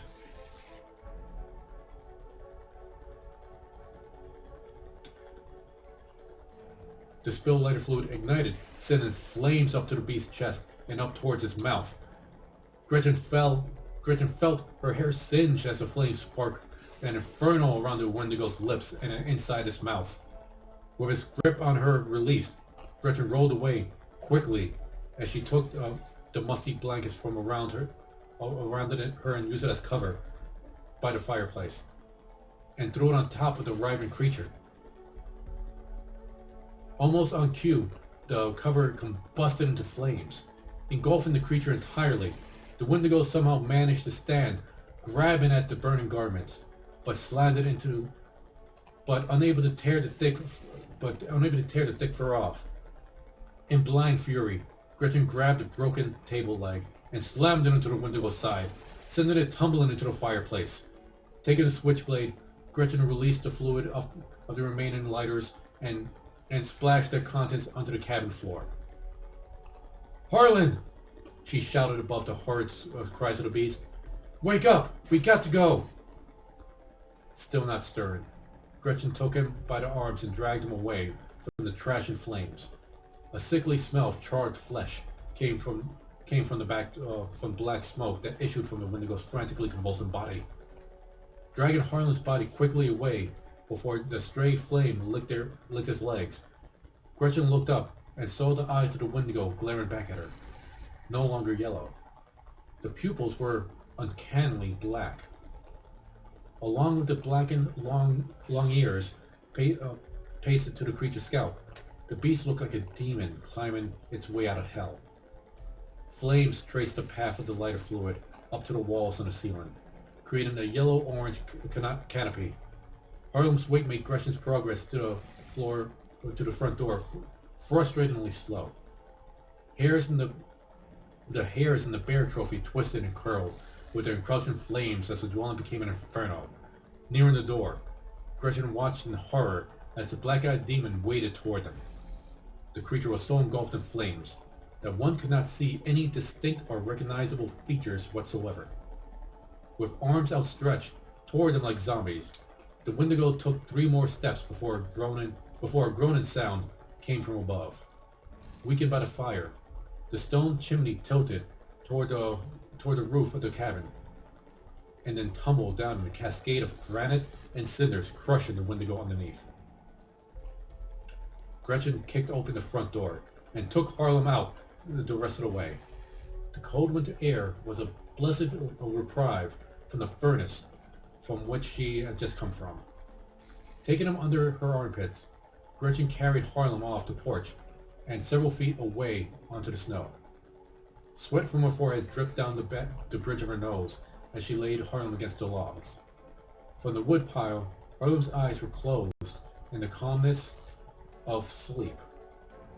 She placed a finger on his wrist and checked for a pulse, but realizing that through her gloves, she wouldn't be able to feel anything anyway. Wrapping her arms around him, Gretchen gave the unconscious man a hug. We made it, Harlan. She wept onto his matted hair. We got him. 2 hours later, the towering flame died down. The roof and one wall of the cabin caved in completely, leaving only the outer shell still burning like a wick in a candle. Gretchen gazed at the hypnotically flickering orange light, not even realizing the passing time. In one hand, she clutched Harlan, who still hasn't awoken, while in the other, she gripped the switchblade. Ice started to form along her cheeks, where the traces of her tears had been wiped away. After everything she'd seen, everything that had happened, it was hard to fathom a path from here. How much longer until we send someone out looking for us? Gretchen asked Harlan. You're the one that knows everything. She cast her eyes on the starlight night sky. In the endless sea of celestial orbs, bordered by the tops of tall pines, still outlined in snow. It was difficult to believe that such horrors could have taken place directly below it. Who would have believed her story? Would that even matter? Gretchen flicked the switchblade open and closed it in a rhythmic manner, just so its clacking sound added something else to the mundane atmosphere. Where should she go from here? Maybe when Harlan woke up, he might be able to provide some insight. For the first time in her life, Gretchen was deciding she didn't much like being alone without someone else to help make the decision. She chuckled to herself. Maybe I shouldn't have burned the cabin down. She gazed back at the night sky and considered the stars again. Some of those pointed in a certain direction, right? Perhaps that could help. Was one supposed to look for the Big Dipper or the brightest star in the night? Maybe she could just find one of them and follow it. First, she should rest. Harlan was already way ahead of her on that. He was pretty smart. He really was pretty smart, the more Gretchen thought about it. Ultimately, she closed her eyes to follow his example, but reopened them when images of the cave appeared in her mind, shadow. Without sleep, how long could she last? In the code, how long did she have? Harlan would know. If only he'd wake up. Then howling was heard. The cry of a wolf startled her. Of course there were other predators in the forest. More howling. Another called out from somewhere else. The beasts were communicating with each other. Someone had found prey. A deer, rabbit, whatever else didn't hibernate this time of year. Gretchen heard sniffing to her left. She slowly turned her head and saw one of the wolves at Holstead's strung-up body. The gray canine prodded the carcass with its nose. Out of necessity, Gretchen allowed her eyes to close. She continued her breathing as to not draw attention. Another animal approached. She could hear its paws hit the snow as it came down the hill. She waited a while longer, then heard the squishy sounds of fangs tearing the flesh. In silence, Gretchen's bottom lip trembled as more tears flowed down her closed eyes. The sounds of tearing meat filled the night air. Unable to stand it anymore, Gretchen opened her mouth. A scream rattled the mountain's landscape for almost a mile, but no one was around to hear it. And that is the end of our tale.